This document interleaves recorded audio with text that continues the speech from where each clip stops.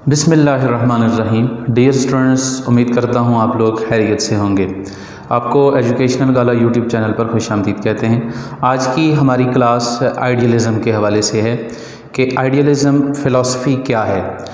Idealism philosophy basically हमारे पास जो 4 basic philosophies हैं, जिनमें आइडियलिज़म है, रियलिज़म है, प्रैग्मेटिज़म है और एग्जिस्टेंशलिज़म है। ये हमारे पास 4 बेसिक फ़िलासफ़ीज़ हैं। इनमें जो सबसे पहले नंबर पे जो फ़िलासफ़ी है वो आपके पास आइडियलिज़म है। इंतहाई अहमियत की फ़िलासफ़ी है और आज की हम इस क्लास के अंदर स्पेसिफ़िक आइडियलिज़म के हवाले से डिस्कशन करेंगे कि आइडियलिज़म बेसिकली है क्या, आइडियलिज़म की कोर वैल्यूज़ क्या हैं और आइडियलिज़म एजुकेशन के हवाले से क्या रिकमेंडेशन देती है कि जो आइडियलिज़म की फ़िलासफ़ी है वो क्या कहती है कि हमारा जो एजुकेशन सिस्टम है वो किस तरह का होना चाहिए।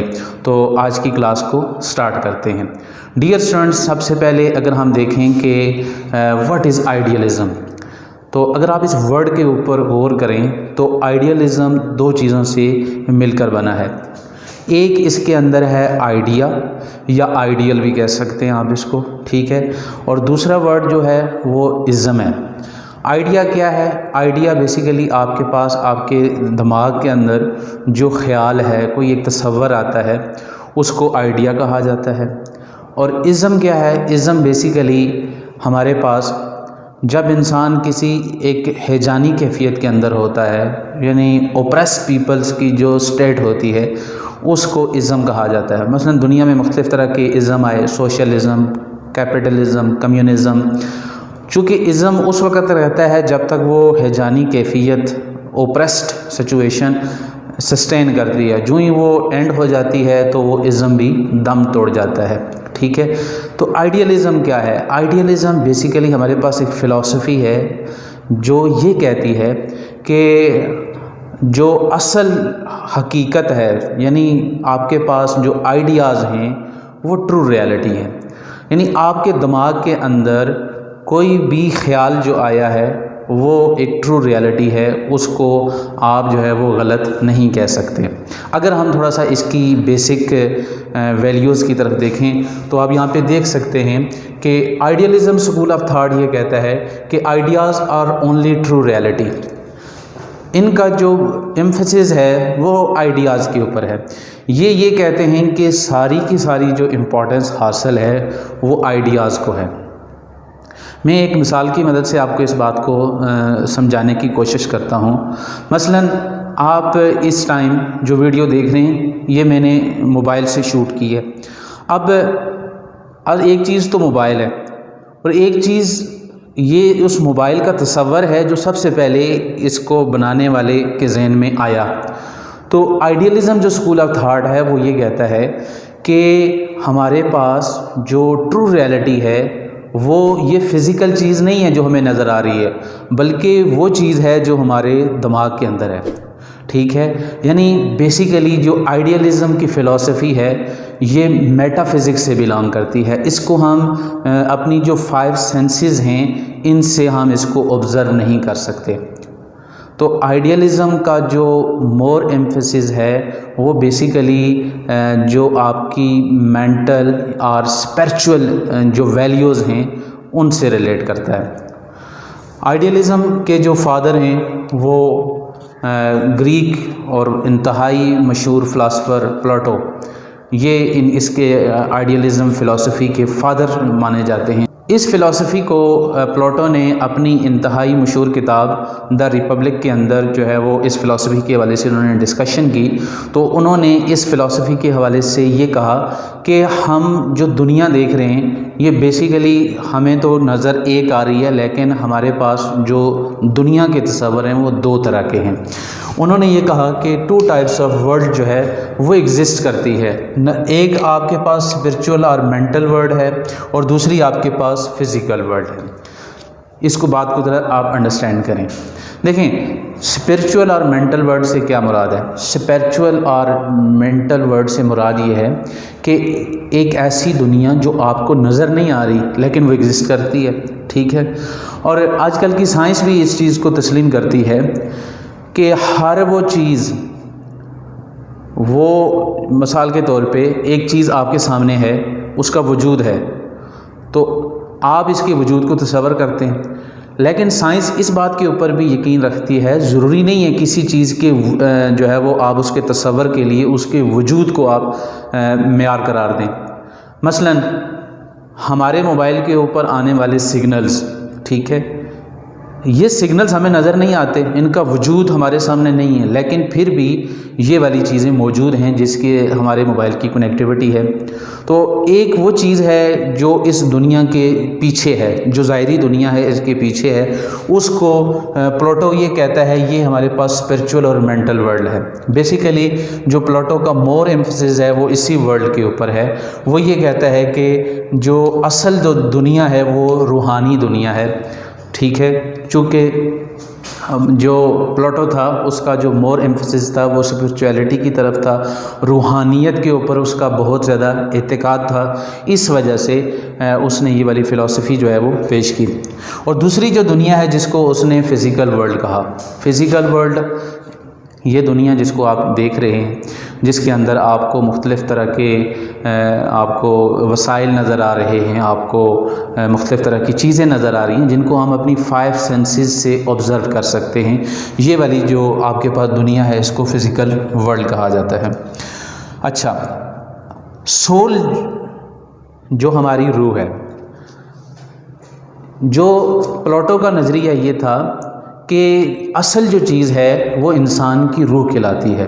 चूँकि मैंने ये कहा कि जो प्लूटो था उसका मोर एम्फेसिस जो था वो रूहानियात के ऊपर था, ठीक है। तो वो ये कहता है कि जो अहमियत की हामिल जो चीज़ है वो इंसान की रूह है, ठीक है। तो उसने ये कहा कि जो सोल है वो इंसान की पैदाइश से पहले ही बन चुकी होती है, और हमारी जो पैदाइश के मरहले होते हैं उनसे हमारी जो सोल है इसके अंदर परफेक्शन जो है वो आ सकती है, लेकिन सोल जो है वो एक अलग चीज़ है और हमारा जो जिस्म है वो एक अलग चीज़ है। सोल यानी रूह, ठीक है। प्लूटो का ये भी मानना था कि हमारी जो बॉडी है, हमारा जो जिस्म है वो 2 चीज़ों का मुरक्कब है। पहली चीज़ हमारा एक तो जिस्म जिसको हम ज़ाहिरी तौर पे देख रहे हैं, और दूसरी चीज़ हमारी रूह जो हमें नज़र नहीं आ रही और हम अपनी 5 सेंसेस से भी उसको ऑब्ज़र्व नहीं कर रहे, ठीक है, लेकिन उसका वजूद है।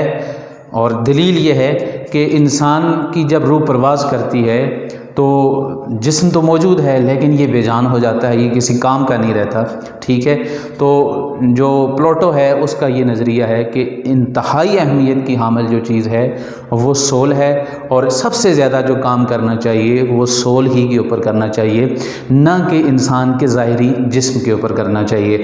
उसका ये भी मानना था कि अगर हम एक ह्यूमन के सोल के अंदर परफेक्शन लेके आते हैं, उसके हवाले से हम जो है वो बेहतरी की जो है वो कोशिश काविश करते हैं, तो इंसान का जो ज़ाहिरी जिस्म है उसके असरात इसके ऊपर भी मुरतब होंगे। तो ये बेसिकली आपके पास प्लूटो का एक बेसिक जो फ़लसफ़ा था जिसको हम आइडियलिज़म कहते हैं, और इस हवाले से उसने ये बताया कि हमारी जो बेसिक दुनिया है वो 2 चीज़ों से मिलके बनी है, एक ज़ाहिरी दुनिया है और एक रूहानी दुनिया है जिसको उसने स्पिरिचुअल वर्ल्ड का नाम दिया।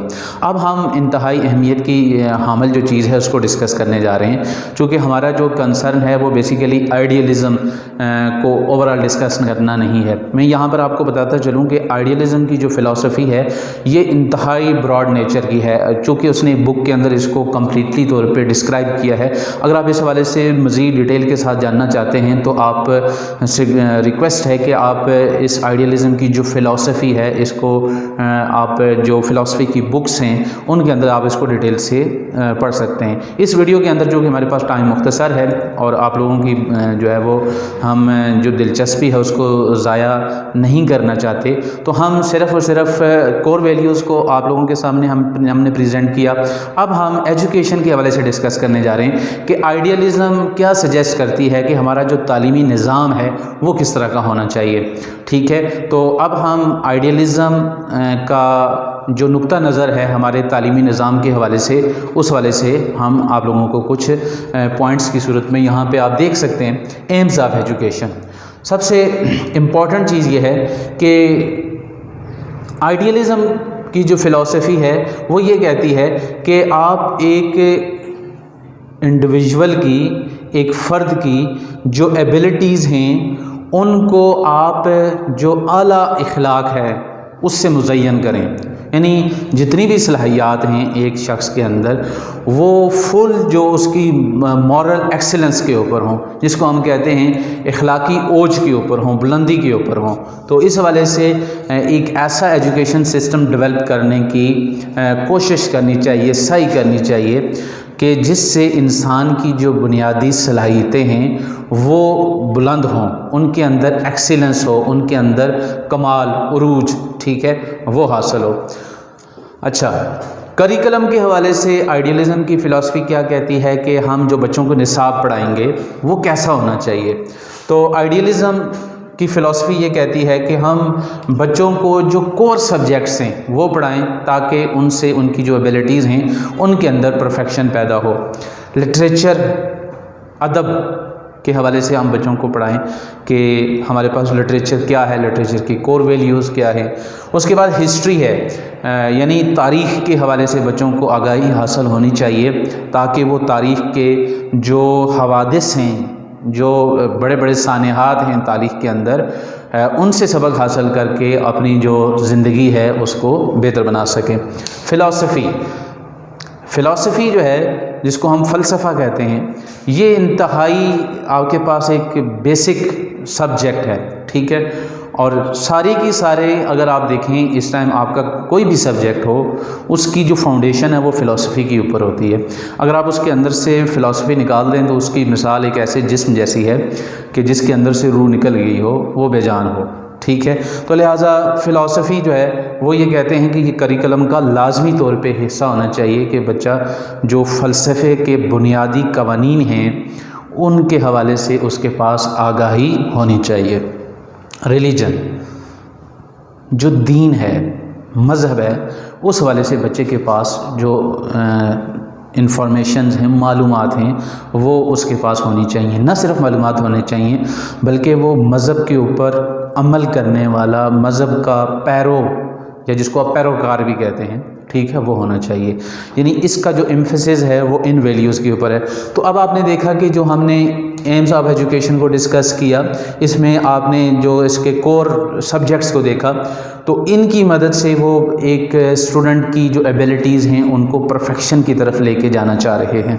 अगर हम टीचिंग मेथड्स को डिस्कस करें कि कौन कौन से टीचिंग मेथड्स आइडियलिज़म की जो फ़िलासफ़ी है वो ये कहती है कि ये सूटेबल हैं, जो आप एक क्लासरूम के अंदर इनके ज़रिए आप बच्चों को पढ़ा सकते हैं और इनसे आप बच्चों की सलाहियत को निखार सकते हैं। इसके अंदर लेक्चर मेथड है जिसको हम तकरीरी तर्ज़ तदरीस कहते हैं और इसको अडॉप्ट करना चाहिए। डिस्कशन मेथड कि एक टीचर को स्टूडेंट्स के साथ डिस्कशन करनी चाहिए जिसको हम मुबाहिसा कहते हैं, वो करना चाहिए। और फिर उसके बाद क्वेश्चन आंसर मेथड जो कि सुकरात का जो एक नज़रिया तालीम है कि आप क्वेश्चन आंसर के ज़रिए बच्चे को आप उस तक इल्म जो है वो पहुंचाने की कोशिश करें, सही करें।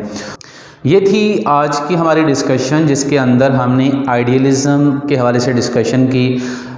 समराइज़ कर लेते हैं। सबसे पहले हमने डिस्कस किया कि आइडियलिज़म क्या है, इसकी कोर वैल्यूज़ क्या है। उसके बाद हमने आइडियलिज़म और एजुकेशन इनका आपस में रिलेशनशिप देखा कि जो आइडियलिज़म की फ़िलासफ़ी है वो क्या सजेस्ट करती है कि हमारा जो तालीमी निज़ाम है वो किस तरह का होना चाहिए। इसमें हमने उसके एम्स ऑफ एजुकेशन को डिस्कस किया।